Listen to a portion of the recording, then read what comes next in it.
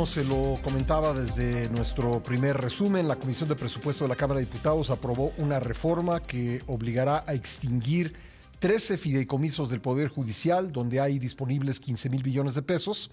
La Corte defiende fideicomisos, asegura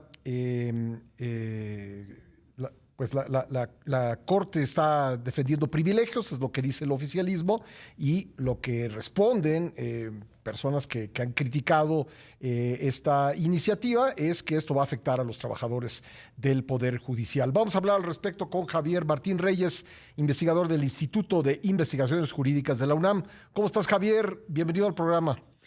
Hola, ¿qué tal, Pascal? Como siempre, con el gusto de saludarte a ti y a todas las personas que nos escuchan. A ver, ponnos en contexto, ¿qué son estos fideicomisos?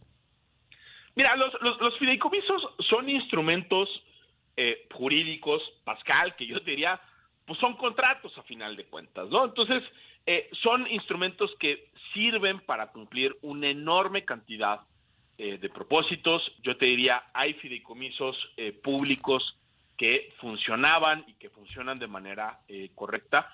Y también hay que decirlo, los fideicomisos también han sido instrumentos que en diferentes contextos y momentos se han prestado para la opacidad o incluso para temas de corrupción. Pero yo te diría, en términos muy generales, ¿no? Lo que vemos es que en el Poder Judicial de la Federación hay fideicomisos de tres tipos.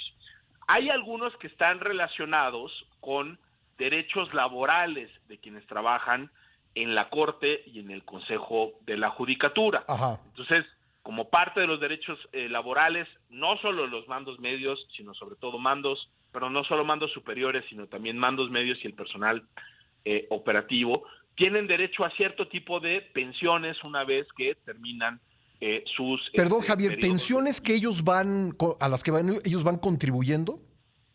Sí, hay, digamos, yo te diría, muchos de estos fideicomisos son mixtos. Ajá. O sea, es decir, ahí hay recursos de trabajadores que han aportado a estas pensiones y que, déjame ponerlo así, Sí. pues van haciendo sus ahorros para eventualmente cuando llegue el momento de retirarse que puedan tener, ¿no?, un ingreso que les permita subsistir dignamente. Y también, hay que decirlo, hay recursos que vienen del presupuesto. De hecho, te diría, ¿no? Por ejemplo, uno de los fideicomisos más grandes es el de pensiones de mandos medios y personal operativo de la Corte, que es un fideicomiso que tiene 3,000 millones de pesos, ¿no? Tenemos otro también de pensiones, por ejemplo, para magistrados y jueces jubilados en el Consejo de la Judicatura, ¿no? Que también es un fideicomiso grande, estamos hablando de prácticamente 4,700 millones de pesos que hay ahí, pero sí, estos pueden ser recursos que vienen de las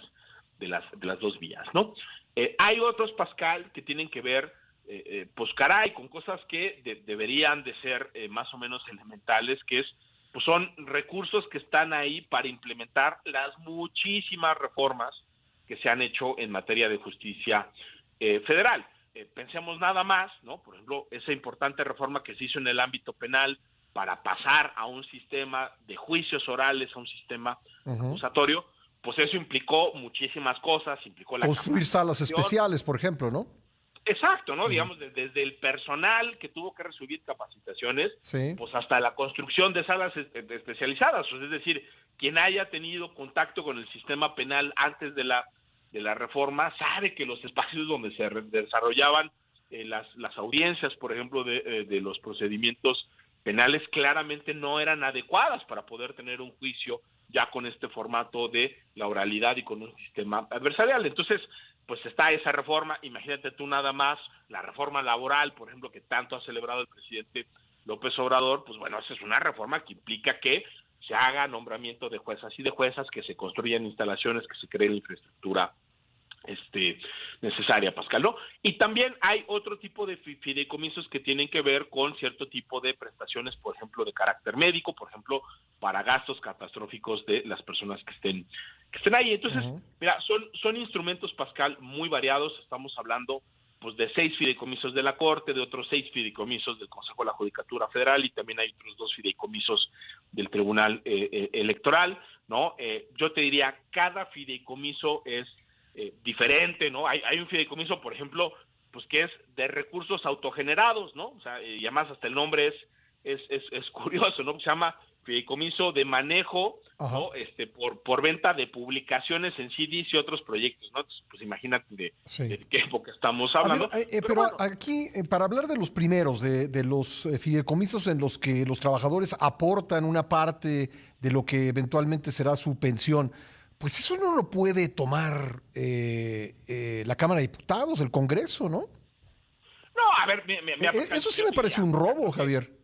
o sea, yo creo que sobre todo estos fideicomisos que tienen fondos mixtos Sí. son los que con toda seguridad, si esta reforma, como todo parece indicar, desafortunadamente es aprobada, yo creo que ese tipo de fideicomisos, en el momento que se presenten impugnaciones, aquí hay que recordar que se podrían, en la medida en que se trata de cambios legislativos, esto puede ser impugnado directamente ante la Corte a Sí. través de una acción de inconstitucionalidad, pero también las personas afectadas por la desaparición de los fideicomisos, Pascal, lo que van a poder presentar y seguramente presentarán Un es una amparo. enorme cantidad de juicios de amparo, Sí. donde solicitarán seguramente la suspensión provisional o definitiva en su momento, ¿no?, de la aplicación de estas normas. Y Ahora, yo sí creo que, déjame, de nueva voy a cuenta, tener que hacer una sí, pausa, Javier, pero lo que te quiero preguntar, si nos puedes esperar para seguir esta entrevista, es si no es justo ese el propósito, es obligar al Poder Judicial a convertirse en juez y parte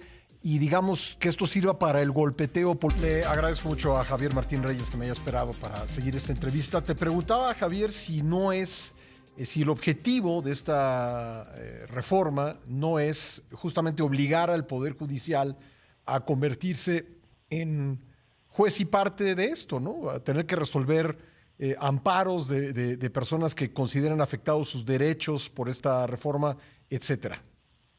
no, a ver, definitivamente, Pascal, o sea, yo creo que esto cumple hay una finalidad inmediata, que es obviamente este gobierno que se ha dedicado a acabarse otros fideicomisos y otros fondos y muy necesitado de recursos en un año electoral, pues por un lado dice, perfecto, esta es una estrategia que nos permite quedarnos con recursos que no deberíamos de tener.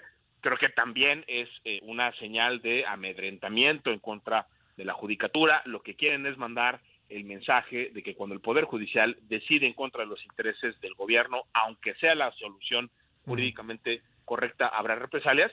Pero claramente, yo te diría, creo que aquí hay una dimensión claramente electoral del asunto. El presidente quiere que se discuta sobre la Suprema Corte de Justicia de la Nación en la sucesión presidencial, y creo que Ignacio Mier, que además, hay que decirlo, está buscando ser gobernador en Puebla, lo decía ayer con mucha claridad. Él decía, sí, pues sí, se van a presentar muchísimas impugnaciones. Yo creo que ellos, Pascal, saben que muchas de estas impugnaciones van a ser procedentes y fundadas y que seguramente se frenará la ejecución de esta reforma. Pero claro, eso les abre una nueva oportunidad para seguir atacando al Poder Judicial, y yo estoy convencido de que uno de los argumentos que se van a poner sobre la mesa es, miren cómo la Corte, aunque estos fideicomisos no están relacionados con déjame ponerlo así, prestación de servicios o prestaciones de ministras y ministros, van a decir, miren cómo el Poder Judicial está defendiendo sus privilegios, miren cómo la Corte ya dio la suspensión, miren cómo la Corte ya invalidó, o también los otros órganos del Poder Judicial, o sea, los amparos, por ejemplo, Pascal, pues van a ser resueltos en primera instancia por juzgados de distrito, y muchas de las personas afectadas, ¿no?, eventualmente por la desaparición de estos fideicomisos, pues van a ser trabajadoras y trabajadores comunes y corrientes de la judicatura, que podrán trabajar en juzgados de distrito, que podrán trabajar eventualmente en tribunales colegiados de circuito.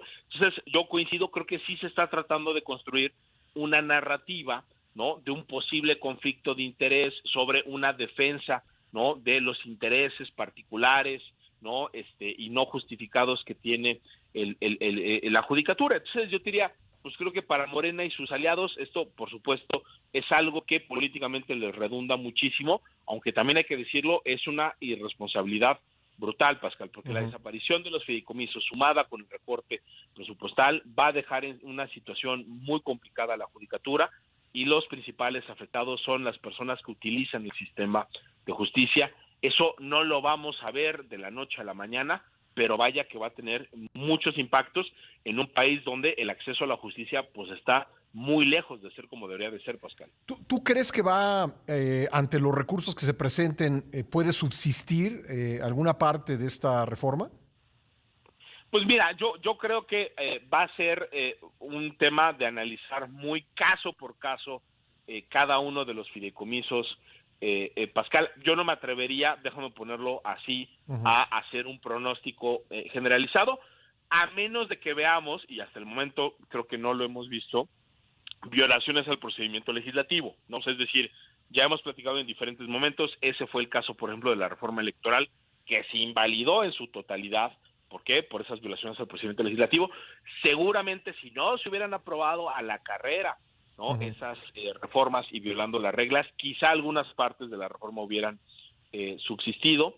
En este caso, te digo, cada fideicomiso, o sea, tenemos esas diferencias brutales, ¿no? O sea, desde fideicomisos relacionados con pensiones, ¿no? De mandos medios y operativos, hasta esta otra que le permite a la Corte, pues, captar recursos por las publicaciones que venden, ¿no? Entonces, si estamos hablando, no de nueva cuenta, no quiero decir de modelos, pero sí de fideicomisos con particularidades muy diferentes. Algunas solo tienen recursos presupuestales, ¿no? Algunas incluso tienen recursos presupuestales de los 90, ¿no? Cuando las reglas eran diferentes en términos del gasto y de los ingresos públicos. Algunas sí tienen fondos mixtos. Yo creo que esos son los que sin duda alguna muy fácilmente se pueden defender judicialmente, pero sí creo que pues ahí va a tener que hacer un análisis caso por caso, Pascal. Bueno, pues ya lo veremos. Me queda un minuto preguntarte, por último, si esto no es un poco lo que ha sucedido en otros casos que, digamos, si hubo corrupción en estos fideicomisos, pues habría que castigar la corrupción que hubo y no querer curar el dedo cercenando el brazo, ¿no? No, a ver, sí, totalmente, Pascal. O sea, mira, yo creo que en general los fideicomisos del Poder Judicial son fideicomisos transparentes, ¿no? Tienen reglas también, ¿no? Para que se puedan rendir cuentas y para que puedan ser fiscalizados, ¿no? Creo que podemos tener una discusión caso por caso sobre cómo se conformaron, cómo han funcionado, si tendrían que tener modificaciones, si tendrían que tener otras reglas de operación. Esas son discusiones muy legítimas, pero esa es la lógica del bisturí, de ver, ¿no? Caso por caso dónde están los problemas y dar un remedio adecuado. Y acá no estamos viendo eso. Esto es la lógica del machete y esto es la lógica, déjame ponerlo así, de la gandalla. Y lo que quieren es quedarse con los recursos, mandar la señal y que eso les sirva electoralmente para seguir atacando a la Corte. Pues Javier, te agradezco mucho estos minutos para el programa, muy amable. No, hombre, al contrario, Pascal, un abrazo muy fuerte. Gracias, Javier Martín Reyes, investigador del Instituto de Investigaciones Jurídicas de la UNAM.